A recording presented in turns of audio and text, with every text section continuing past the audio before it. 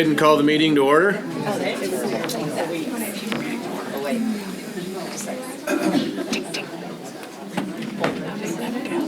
I know we should get one. Robes, curly wigs.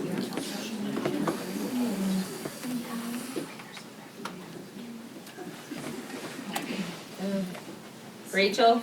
Here. Katie? Here. Sarah? Here. Doug? Here. Lori? Here. Carrie? Here. Jeff?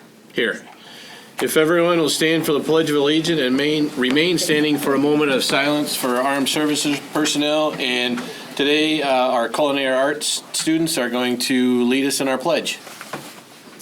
I Pledge allegiance to the flag of the United States of America and to the republic for which it stands, one nation, under God, indivisible, with liberty and justice for all.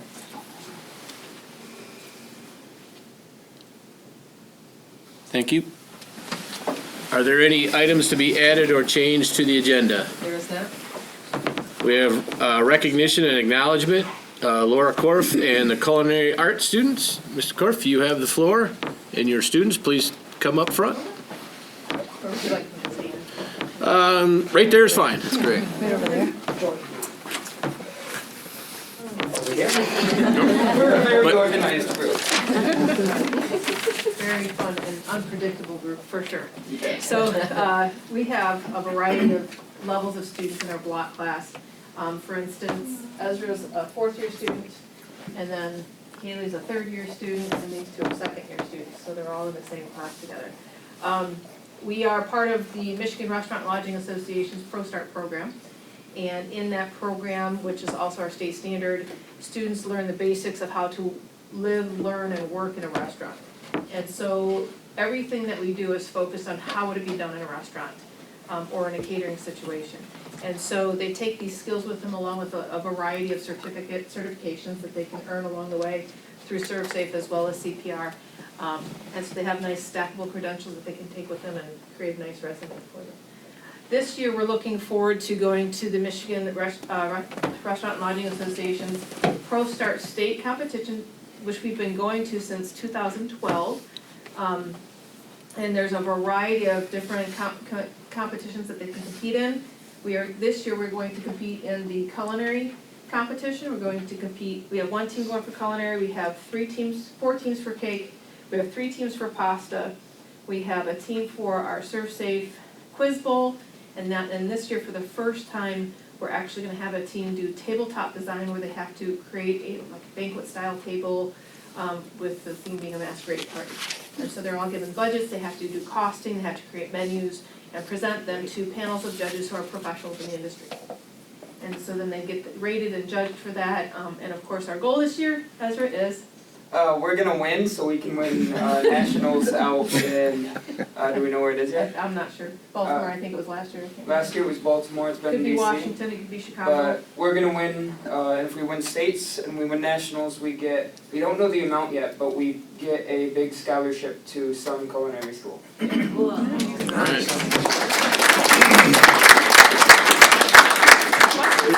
We wish you all the luck, and when you bring home the trophy, we'd like you to bring it back and show it and tell us about your experience, if you would, please. Yes, sir. All right. Thank you, Ms. Score. We're counting on you. Yes. Thank you. Thank you. Well done, food was wonderful. Thank you. very much. Thank you. Food was wonderful, thank you. Good job. Thank you. Food was excellent, thank you. Thank you. Nice job. you. Good to see you back. Good to see you, man. Yeah, we're counting on you. Glad you enjoyed it. Keep all those fingers. You got it. Thank you. Thank you. You're welcome. Okay, I think I'm up. Yeah. Yes. Mr. Craycraft has a few things to say. I do have a couple things to say. The audience here tonight, our citizens, may not be aware that January is designated Board of Education Appreciation Month, and appreciation for all the countless hours and efforts of our Board of Education, publicly elected Board of Education here in Gaylord. We want to recognize them first with a round of applause and appreciation from our constituents here. Secondly, prizes are gifts. I like the prizes. They received Gaylord backpacks this evening and I'm modeling it. They'll all get their own Gaylord. Quarter zip. Thank you. That's the word I was looking for. Quarter zip. That's why I was going for that. Quarter zip. So we appreciate all of your work and all of your efforts to make Gaylord Community Schools a special place to work and learn. So thank you. Thank you. Done? I'm done. All right. Unless you want me to keep going. No, we're good. Personnel, new hires. We have North Ohio Secretary Jackie Krantz, Educational Assistant Haley Fox and Andrew Tippery, and Media Technician Kaylee Hickey. Do we have any of those new hires? None of the new hires are with us, so we'll move on. Resignations. We have resignations, Media Technician Joshua Moody, Educational Assistant Kelly Opperman, and JV Baseball Head Coach Ryan Wood. Those are resignations and retirements. Retirement so far, we have Gaylord Middle School Principal Joe Somerville, effective the end of 2024 school year. Looks like all of these will be effective 2024. Gaylord High School teacher Jerry LaJoy. Correct. What?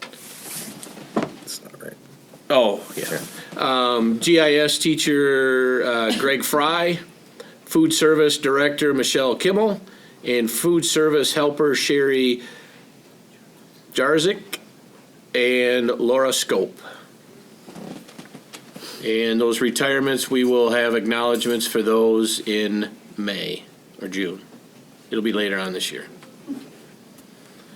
Those are all of the personnel updates, building updates. Now we'll hear from our principals, starting with Mr. Byram. What good is happening at the high school? Well, you can see our culinary is busy, so we had some good snacks today, so that's the first one for sure. Got a few others for you. The end of the semester, it's always good for us to crunch data with our test numbers and everything else that's coming up. Exam week is this week, so Thursday and Friday we've got our exam schedule. So things are pretty quiet right now in the hallways, knock on wood. I probably shouldn't have said that out loud, but kids are really busy studying for exams and getting caught up on some work that they might have thought they could get to down the road, and now it's the late hours. So a lot of busy bodies going on at the school. But when we're crunching numbers, one of the policies that we introduced at the beginning of the year was our cell phone policy. So we kind of wanted to take a look to see if any of it was working, because we always have concerns because cell phone's a big issue. But what we've done is we've had a cell phone tracker at the beginning of the year, and we tracked our first through our first infractions or first warnings all the way up to our fourth and fifth warnings. The good news is if we crunch the numbers, over 95% of our students are adhering to our policy. So that's a huge win for us. The better statistic though that we found was if we look at after our first offense, how much it falls off. So after we've provided a warning, once we involve parents on our second offense, it's a 68% drop. So huge success in our cell phone policy. Teachers are very happy that it's working, and talking with a lot of students, they kind of like the fact that it's not as much of a distraction. So they're seeing some of the results as well. But obviously we still have some that need to get that fixed, and so we're working on them and trying to figure out ways to roll out better supports at that third and fourth infraction. So good data showing that we're being successful and then giving us an opportunity on where we can go in. So that's a big highlight that we wanted to share. The other big one is we had a debate tournament that took place prior to break, and we had some success. I promised the ladies I wouldn't have them up here right away, but I'm going to let you know how they did, and then they'll come up and give you guys a shake if that's all right. All right, so we had two debaters. Emma Price was able to, out of 92 speakers, she placed 12 in that group, so that's a huge success. Give a quick wave before you come and get some shakes. All right. And then Arabella Southwell, did I say that right? I always get nervous with your first name. But so she scored 7th out of those same 92. So they did awesome. Mrs. Hoteling's got some drama going on. She's the one that helps our debaters during the school day with forensics. And then Mr. McPherson, retired teacher, can't let the debate thing go, which is a good thing because if you look at the Big North Conference, we're one of the last schools that are still providing debate.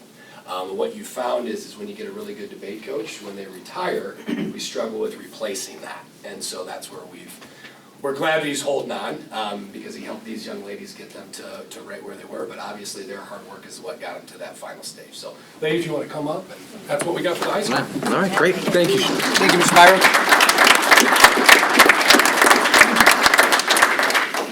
Good job. Thank you. Congratulations. Congratulations. Thank So you. wonderful. Thanks for Wonderful. coming. Nice job. Thank you. Congratulations. Thanks for coming. Congratulations. Thank you. Well, I told myself when I retire, I want to stay involved in the community, but one thing I can never see myself doing is sitting up here where you guys are, so thank you for everything you do, At the middle school, we got our second round of NWA testing next week, and so teachers, of course, a little nervous about that, they want to make sure the kids had the gains. What we do, we take the reading data, all the kids get an individualized program, and then they work on that during seminar. So hopefully we're ready to go in April when the state testing comes around. We got our cross-country ski team just getting started. Put someone's recent donation to work, Jeff, so thank you. We got a little over 50 kids. And Scott Dorline, I'm sure some of you guys have heard about it, but whatever. The city does a great job keeping the trails groomed for us, and it's an army of kids out there, and it's just wonderful. All new equipment that Scott has managed to get, so that's wonderful for our school. And then we're in the process of planning our third annual Winter Olympics, and we'll do that at the end of the month. And the last couple of years, kids had a lot of fun with that. Make a big bonfire out back, hot dogs and s'mores, and all kinds of different friendly competitions. So I'll give you an update next month on that. So thank you. Is this the first year of the cross-country ski team? Oh, no, they've been doing that I'm for sorry, years. just a club. It's just Oh, the club, all right, Yeah. that's what, I knew we had the club, all right. Yeah, just- Yeah, yeah. okay, thank you. Is Alan's here. Alan's speaking for Colorado, okay.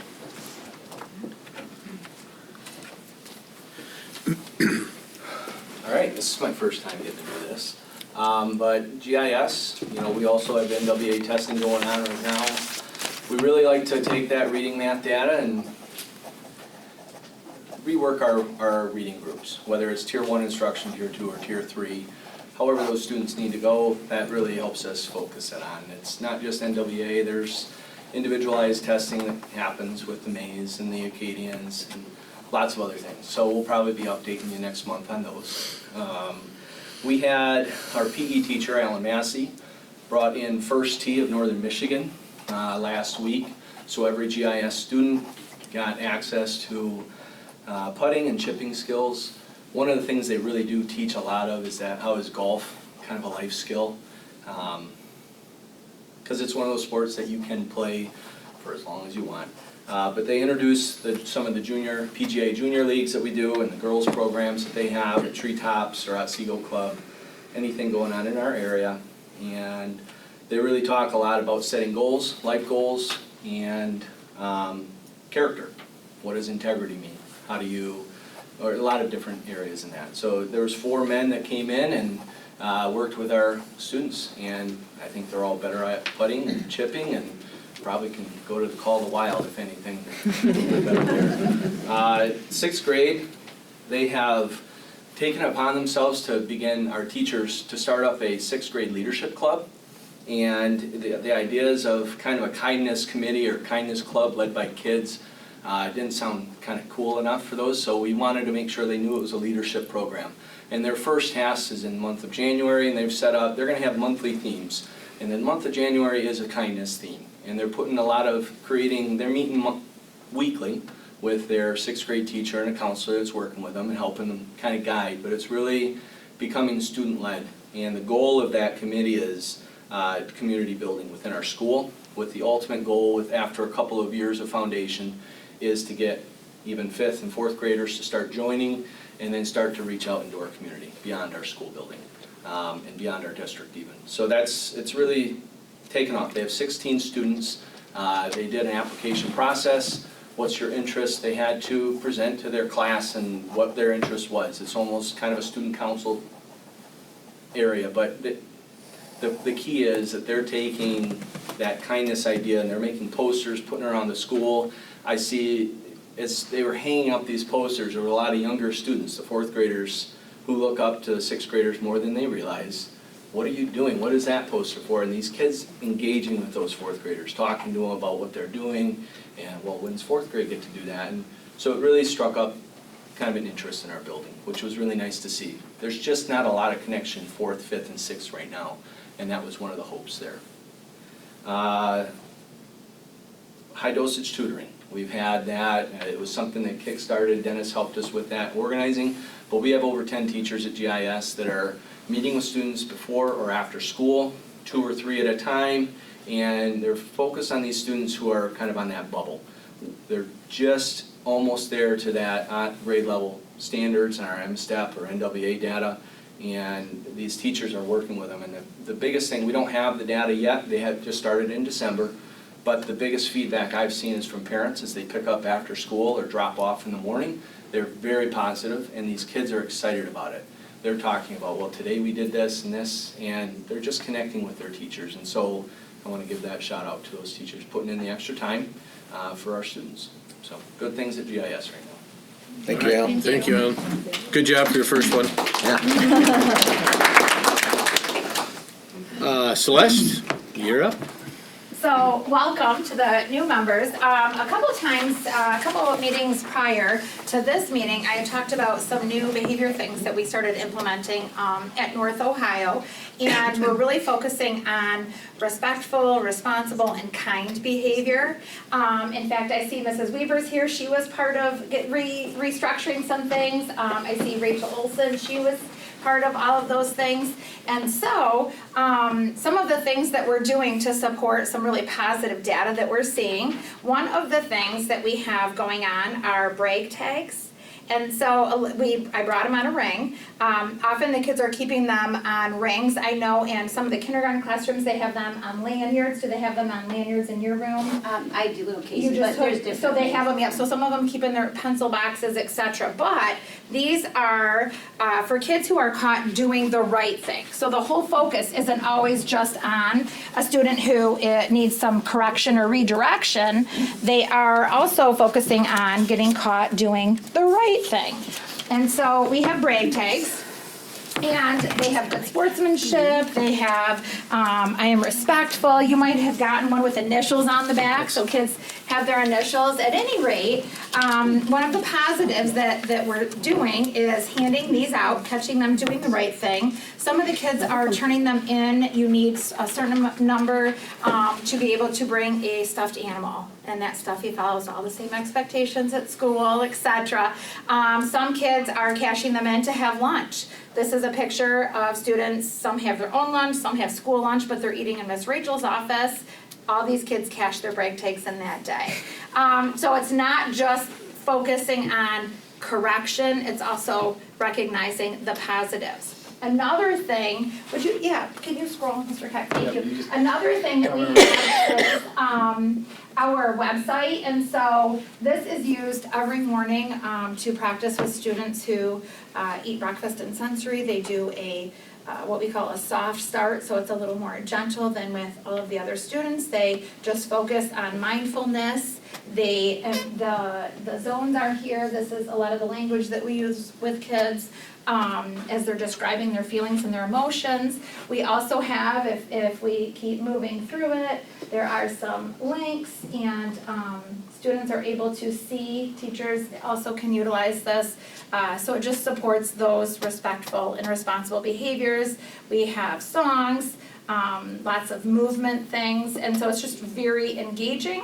And there's our kind, responsible, and respectful, and you'll see North Ohio there in the middle. So we have brag tag walls, so kids getting recognized again for doing the right thing. And so that's another tool along with the brag tags, because this past December at North Ohio, we saw a significant decline in major referrals from previous months. In fact, I want to say we were down 80% for major behavior referrals. We had half the amount of referrals, we had half the number of students that we were seeing on a regular basis. So really building in lots of these positive recognitions for those kids. Okay. Good job. Good deal. Great progress. Thank you. Thank you. Kids are way Going. Diane, you have the floor. Hey everyone, new board members, my name is Diane Parker, I'm the principal at South Maple, so welcome, thank you for having me. Couple things going on at South Maple. This week we will finally be able to have our annual Kids Night Out. It was rescheduled and had to be rescheduled several times for snow days, so what that is teachers volunteer their time to come in the evening, parents drop their kids off for a couple hours, they do crafts, activities, feed the students, and parents can go out and have a nice 2.5 hour evening, kid-free. So that's happening finally, hopefully, this week. At South Maple, December was our lowest referral behavior month all year to date, so that was great news. And then our peer-to-peer program, which is a mentoring program for students with autism, is booming. We have a wait list for students who want to be mentors to work with our students with autism. So that was really nice and encouraging to see that there's a lot of love in our community with our young people, so that was great. So that's all I have to share this month. Thank you. Thank you.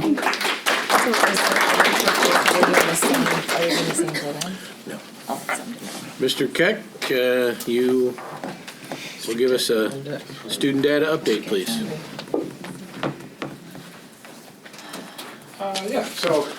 Welcome again to Doug and Lori, new board members, and Sarah, again, congratulations on your re-election. So every year we get to do a data update, and before I start, I kind of want to say we've got some really, really good things, really, things I'm super excited about, we can all be excited about, and I also want to say, before we go through, I believe we all own this, and by we, I mean it starts with our board, supporting us, supporting Jim, approving things, working on committees. It goes through our central office. Cindy does a tremendous amount of work helping the gears turn to our business office, making sure bills are paid when we need things, transportation, getting our kids to and from, our food service, making sure our kids are fed, our principals, our teachers, our counselors. This is a big deal. Like we're educating kids, and it's not. We can't do it alone. We're all in this together. So when we look at the good stuff, we celebrate it, and there's great stuff here. And there's also areas we need to improve on, and we know that. And I can tell you, our staff is working so hard. I forgot technology too. Todd makes sure, his department makes sure that we got everything up to date all the time. Everything's working all the time. So again, I thank everybody involved in this. So again, the improvements, our staff, everybody is working so hard for our kids, and that's always the focus. Everything we do is about kids. Every decision we make is about kids. We know ELA has been a big undertaking. 2 years to adopt a new curriculum. The training, our staff and our principals have put in hundreds of hours literally learning new curriculum. Training. We talked about high-dose tutoring, we talked about mentoring, so it's a process. And again, we have wonderful things to celebrate and areas we have to work on, and we know that, and we're all working on it. So, without further ado, if you have questions, stop me and ask me. Rachel asked for a copy of this when we're done. We'll get you a copy. And then if you have questions, you can certainly ask. So Cindy, go ahead. This is our M-STEP students that are advanced and proficient levels. We are, Gaylord Community Schools is yellow, and then the state average is in gray. And as you can see, we have a couple grade levels, ELA. We need some work, and we're working on those. We're improving. I will say this, and I say it every year, the longer kids are in Gaylord Community Schools, and you'll see that as we go through this data, the growth and the improvement they show is phenomenal. We get kids that come in with very low skills. Our kindergarten teachers work very hard to catch those kids, and it doesn't happen overnight. And if we can get them out the door in high school with a diploma or a skill, I'd say we're successful. So keep that in mind as we go through this. That's ELA. There's 3rd, 4th, 5th, 6th, and 7th grade. So each slide you'll see the different grade levels. Go ahead, Cindy. This is math. You'll see we're above state average in every grade level besides 3rd grade. And I'm going to talk about that 3rd grade. It's our current 4th grade right now. We'll talk about them in a little bit. Math, we're doing really well. We got a good curriculum in place. We've had it in place. We're looking at continuing that curriculum. We'll be having those in our now committee of the whole meetings to talk about that. But math, we're doing very, very well across the district. Science, doing very well. We're focusing right now on in the district, starting in elementary, up through middle school, STEM labs, hands-on, getting kids using their hands, building things, creating things, fixing things. Science has kind of gotten away from the textbook, and that's been our focus, and I think it's working. And I will tell you, our staff has worked tremendously hard putting together what they're using for our kids right now. And science is only tested and social studies in 5th and 8th grade. That's why you don't see it in those other grade levels. Social studies, that's a state, it's hit or miss across the state. The data is never real exceptional, and social studies standards are changing, seems like yearly, so that's our social studies data. Next one. We're going to talk about PSAT and SAT. So when students in 8th grade, they start taking the pre-SAT test, and then they take that through high school. So we're going to talk about that. Meets College Board grade level benchmark. So the reason we say and they say meets College Board is this is the percentage of kids that meet college level work before they go on to college. This is ELA. We again are yellow, and you can see 8th, 9th, 10th, and then the SAT.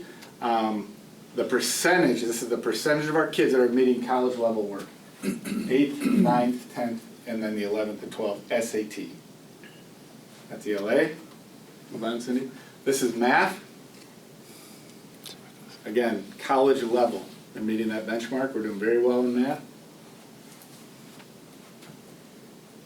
Next one. This is the SAT historical comparison between Gaylord High School, State of Michigan. Since 2016, that's when the state transitioned from ACT to SAT. We've outperformed the state. You can see overall, it's trending down. Not only Gaylord Community Schools, but state level. We're continuing to work on that, and again, we continue to outperform the state levels at that.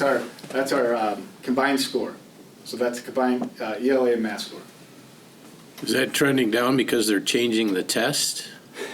It's possible. They're always, I don't want to make excuses about what's happening, but they're always tinkering the questions of the test and then also the cut scores.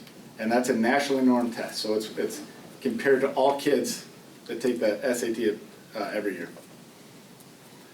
Don't click next. So this is something, I really like this report. This is a comprehensive report that's provided by IDEX or Metrics.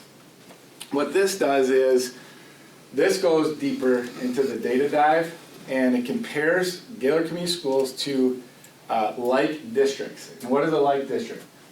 Socioeconomics, the ranges in the community. Are we urban? Are we rural? They find data to compare Gaylord schools to like schools and communities. So for example, when you see this data, you will not see Petoskey. We're not like Petoskey. Petoskey's different. They have a different community. They have a different socioeconomic basis than we do. So the Metrics finds these schools across the state to do, how do we do compared to those schools? How do we do compared to those communities? And I love this data because it really gives us an idea of how we're doing. So Cindy, go to the next one. Go to the next one. So here's the peering methodology. These are the districts that Metrics compares us to. What you'll see in the middle column is student count, that's the number of students, and then on the right it says FRL. What that stands for is free and reduced lunch. That's the percentage of economically disadvantaged students in your district. It's one factor that statisticians look at, is looking at socioeconomic levels in your community compared to how, the rest of the state. So, if you look at this, if you come down and look at Gaylord, what that is saying is last school year, 55% of our students were considered economically disadvantaged. That's a huge indicator on how well students should perform on state and nationally normed assessments. All the districts that you see up there were in the 50s. I want to make a quick note about that though. What we found is, as students get older and move through the district, for whatever reason, parents report less and there's less reporting on it. I want you to think back to that 3rd grade data and the 4th graders now. We're seeing numbers I've never seen before, and I've been in the district a long time. Our 4th grade right now is hovering around 70% economically disadvantaged. So when you look at these numbers, it carries all the way through the high school, but those students and those families don't report that as much. I've never seen numbers that high. So keep that in mind as we go through this. But anyway, these are the districts that IDEX and Munetrix are comparing to. So Cindy, next one. This slide shows enrollment. I know it's hard to see. The red is the ISD enrollment. As you can see, there's been a steady decline. The state in general has declining school enrollment. Birth rates are low and people are moving out of the state of Michigan compared to moving in. We are it's hard to see the blue. Our enrollment is also decreasing, but we're right in line with our peers in the state of Michigan. Next. Our staffing ratios, we are the top blue line. If you see this peak right here, which is right around 2019, which is when COVID happened, our staffing ratios were 21 students per staff member. We brought that down to 17.7, and there's research to show that lower student-teacher ratio, students perform better. We're right in line with, we're a little bit ahead of the state, but we are below our peers. So we brought our student-teacher ratios down quite a bit. I want you to keep in mind as we move through the next few years, though, that was due to an enormous influx of money from COVID money. And that's what we utilize our dollars for, is to maintain and hire additional staff to help students. That money is drying up. And so those are other barriers that we're going to be facing. So next, revenue. This is an interesting one. This is how much revenue per pupil we bring into our district. Again, when I print this, you'll see we are total revenue. That means our state aid payment plus all additional dollars, federal dollars, title dollars, special ed, things like that. We actually get the least amount of per pupil funding compared to state average in our peers. And amongst our peers, we're dead smack in the middle. But our funding per pupil is less than the state average and our peer average. But in this peer group, we're right in the middle as far as our revenue that we have to work with to provide services to students. Next slide. However, our expenditures, we utilize, it's hard to see it, we utilize every single dollar that we get to provide services to students. And then whatever's left over goes into our fund equity. And we're right in the middle there as far as expending. We're right where we should be as far as our expenditure. Next slide. Instructional expenditures. If you look at the top line, this is, you take that total dollar amount, what do we spend per pupil directly in instructing students? We're higher than state average, and we're higher than our peer average, and we're third overall. So every dollar that we get, the majority of those dollars go to our students, not for anything else. Goes right back to our students, and that's instructional and support staff. Next slide. Support services. People sometimes question this. Support services, I'll kind of go down this. Operation and maintenance, people support, school administration, transportation, central data services, business support, other, general administration. As you can see, out of that revenue, we spend far below state average and our peer average on those types of services because we commit our dollars to our students. And in our peer group, we're second to last in that. So when people are curious and they ask, what are we spending on administration? What are we spending on transportation, technology? We're very responsible with that. Our dollars go to our students. Next slide. Okay. Here's where I really like this data. This is M-STEP proficiency levels I gotta see this again. On the left, that's 3rd through 8th grade proficiency by district. We're at the top. Those comparative districts that Munetrix identified, we're outperforming all of them by a lot. They line us up with all those other districts. We're outperforming all of them. 3rd through 8th grade M-STEP, that's math and ELA combined. On the right side is all subjects grade 11 and 12. So 3rd through 12th grade, comparative districts, we're outperforming them. So again, when I say we have good news, this is very good news. M-STEP proficiency, they say MEP in there because they go back far enough where we're still doing the MEP data. I'll focus on the top. We're the blue line. The yellow is the state and the green is our peers. As you can see, the blue line is considerably higher than the rest. You'll see that big dip in 2021. We know what that was. We went off the cliff, we shot back up, and now we're still working to improve, and you see an upward trajectory.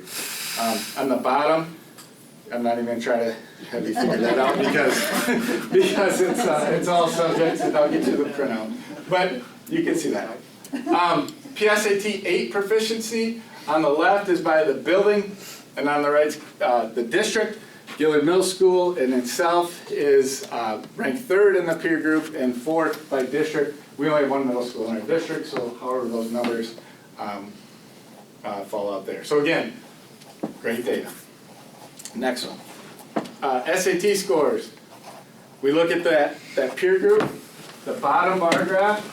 Here's Gaylord. We're outperforming all of our peers. We're first. We're not comparing to the state. We're not comparing to Petoskey, Traverse City. They're not our peer group. We're outperforming our entire peer group. And on the top is Gaylord. The green is our peers, and the yellow is the state.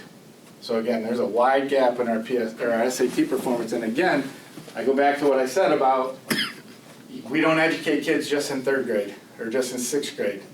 It's a process, and our principals know what I'm talking about, where we identify kids that need some support in 1st grade and we stay with them until they're out. That's our goal, and we can see that. This one's a little complicated.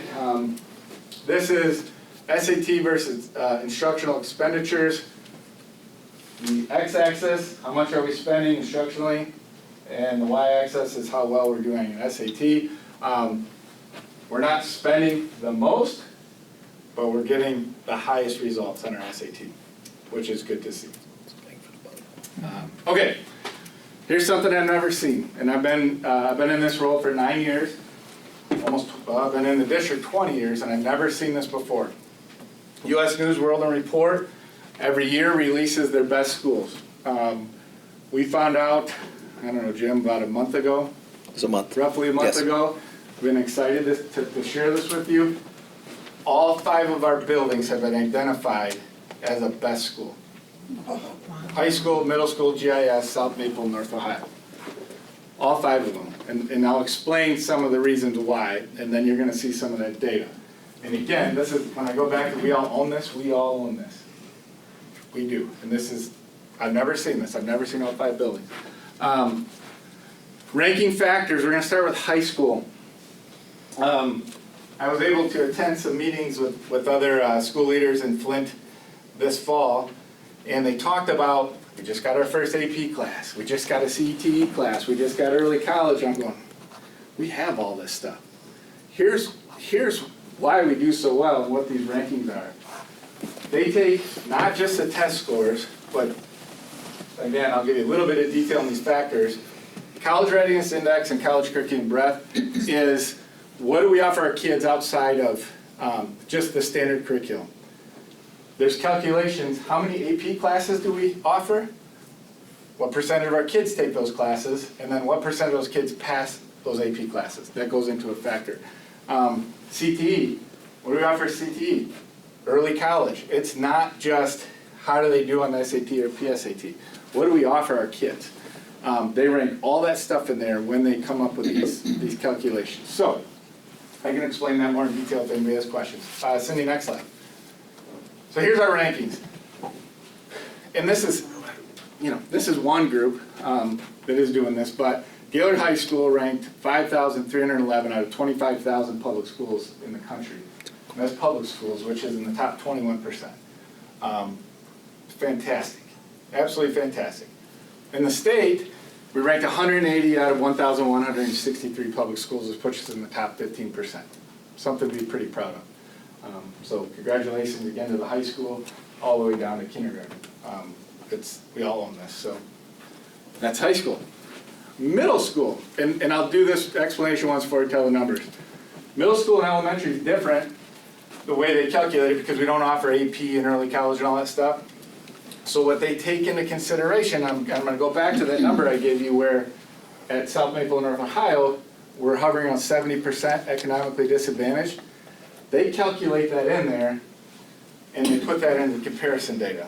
So you might see right off the bat, we're kind of struggling. We are. We got some areas to work on, but considering all the factors, we're doing really well because, well, you'll see. So here's our middle school. Go ahead. Gaylord Middle School, 125 out of 1,564 public schools. It puts it in the top 8% in the state of Michigan. Gaylord Intermediate, 148 out of 1,564. Intermediate is considered a middle school because they have a 6th grade. They take your highest level, which is the top 9%. So congratulations to those folks. This is exciting. Elementary, same thing. They factor in that socioeconomic data into these rankings. Cindy, next slide. South Maple Elementary was ranked 311 out of 2,801 public elementary schools, top 11%. In North Ohio, number 391 out of 2,801 public schools, is top 14%. So that big flag you see at the top, again, all 5 of our buildings are considered best schools in the state and the country, and we're going to get some hardware for that, but we'll keep that a surprise. It's coming. So that's our data. It's like I said, It's incredible. great data in areas that we need to improve it. We're going to keep working for it, but that's what we do. So, any questions? I have a question. Yes, ma'am. So it looks like that in elementary, there's like a lag between, but they catch up when they go into middle school or GS as they go on. Mhm. The 3rd grade ELA is very low. Mhm.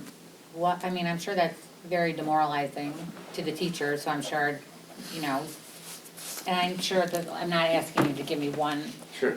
but what is it? I know we have, is there absenteeism in these, So- with this? Yeah. So I can tell you, if we were to take all the data, I talked about our economically disadvantaged numbers. Our special education numbers are on the rise dramatically. Our absenteeism is I could give you another piece of data. Last year, 68% of that cohort missed more than 15 days of school. It's part of the puzzle. How do we recognize that? How do we get kids coming to school? Behaviors, and I know Diana Celeste did a phenomenal job sharing that data. Behavior is a big thing. Keeping kids in the classroom, keeping them at school. We're seeing some pretty extreme behaviors that can affect a building, and all those things play a part of this. Demoralizing, maybe. Well, frustrating, really frustrating. Yeah, it's frustrating for all of us because of all we put into it. Teachers, administrators, counselors, everybody is working so hard, and we want to see our kids succeed. But again, we catch them in kindergarten or 1st grade, and we focus, and we get them to where we're seeing this type of data. It's exciting, it's awesome. Do Yeah. the teachers know that this is out? I believe, yeah, they shared it at their staff meetings when this came out. Yep. Good. Mhm. Mhm. And again, I've never seen all 5 buildings. And we've done, I think, historically, let me go back 10 years when we were seeing 60% 3rd grade ELA, 60% proficiency. Our free and reduced lunch numbers at that time were 10% at South Maple. And that's honest data. We're just seeing some shifts here. So, any other questions? I just have a quick, one of your slides with the number of kids in class, do we really, it said there's 250 seniors, is that because of the early college and some of those are really last year seniors? No, Or do we really have 250 seniors this year? There's somewhere right around in there, yeah, Wow. about 250, give or take. Okay, It's a big class. yeah. That is a big class, and then you can see as it goes, we're losing kids along the way. Mhm. But again, not for anything we're doing as a school system, it's birthing rates are low, and the state of Michigan is losing students, so. Mhm. Any other questions? Thank you, Mr. Cook. Yeah, Thank you, thanks, Mr. guys. Cook. Thank you, teachers. That was awesome. Principals, thank you to our principals. Tell your staff we appreciate it and we thank you for all your hard work. All right, public input.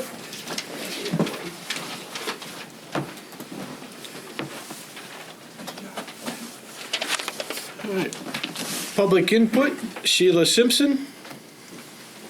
Just want to say, before you got off to a great start, the communication issue, to see everybody wanting to work so well together.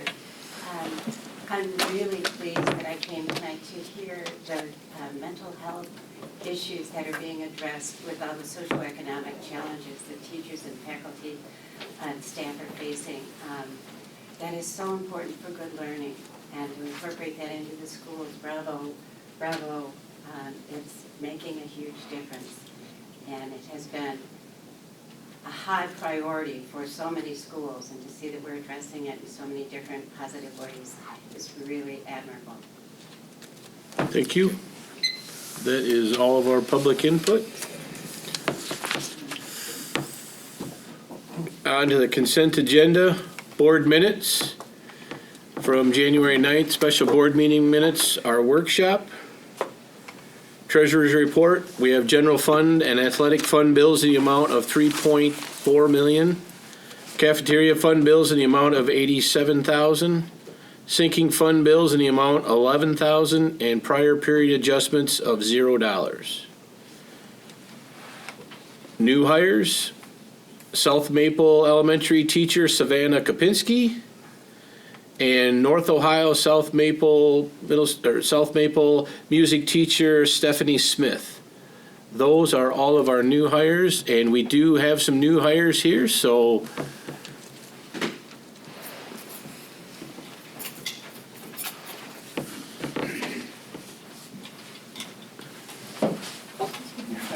I'd like to introduce Stephanie Smith. She is going to be teaching K-3 music at both South Maple and North Ohio. She comes to us from downstate. Her and her husband just moved up this year, and we were lucky enough to snag her. She's got over 20 years teaching experience, and she's a CMU grad, so welcome. Thanks. Yes, 20 years. Thank you. Thank you. Thank you. Thanks for choosing Gaylord. Hey, thank you for the opportunity. welcome aboard. Thank you. Thank you. I appreciate it. Thank you. no Ms. Kopinski? No, Ms. Kopinski. All right, we'll move on to new and unfinished business. I need a motion to consent. Oh, I'm sorry, I forgot about approve the consent that. agenda. Rushing through. Make a motion to approve. Go ahead. Did you do No, it? no, I was To just approve the clarifying. consent agenda. Second. Any questions on the consent agenda? Rachel? Yes. Katie? Yes. Sarah? Yes. Doug? Yes. Lori? Yes. Carrie? Yes. Jeff Weaver? Yes. Motion carries 7-0. Okay. Now on to new and unfinished business. Gaylord High School early graduation. It is recommended the board approve early graduation for Nicholas Ashton from Gaylord High School as presented. I'll make a motion to approve the early graduation of Nicholas Ashton. I'll second. Any questions on the early graduation? Okay. Rachel? Yes. Katie? Yes. Sarah? Yes. Doug? Yes. Lori? Yes. Carrie? Yes. Jeff? Yes. Motion carries 7-0.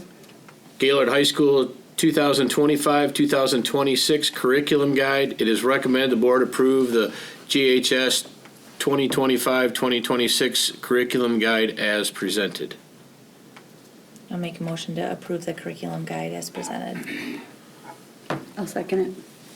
Any questions on the middle school curriculum guide? High Okay, school. That's not high school. this one's middle school. Oh, sorry. First one's high school. Okay. We're on the high school, right? Yeah, we're on. Oh, High yeah, school. you're right. I'm jumping ahead on my thing, I'm Okay. sorry. You're rolling ahead. High school. Okay. High school. Rachel? Yes. Katie? Yes. Sarah? Yes. Doug? Yes. Lori? Yes. Carrie? Yes. Jeff? Yes. Motion carries 7-0. Now I'm on to the highlighted one. It is recommended the board approve the Gaylord Middle School 2025-2026 curriculum guide as presented. I'll make a motion to approve the GMS 2025-2026 curriculum guide as presented. I'll second Any questions?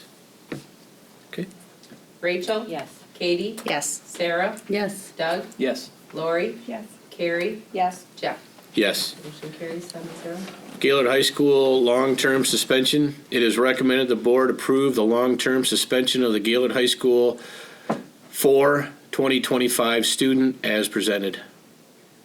I'll make a motion to approve the long-term suspension of Gaylord High School 2025 student as presented. I'll second it. I'll ask for questions, but there's not much we can discuss about this. It was in closed session, so. Rachel? Yes. Katie? Yes. Sarah? Yes. Doug? Yes. Lori? Yes. Carrie? Yes. Jeff Weaver? Yes. Motion carries 7-0. Leave of absence. It is recommended the board approve the leave of absence of Elizabeth Hunter through January 20, 2025 as presented. I will make a motion to approve the leave of absence for Elizabeth Hunter through January 2025. I'll second. Any questions on that? Okay. Rachel? Yes. Katie? Yes. Sarah? Yes. Doug? Yes. Lori? Yes. Carrie? Yes. Jeff? Yes. Motion carries 7-0. Board office ECC generator bids. It is recommended the board approve the bid for the board office and early childhood center generator from Chuck's Electric of Gaylord for the amount of $181,500 as presented.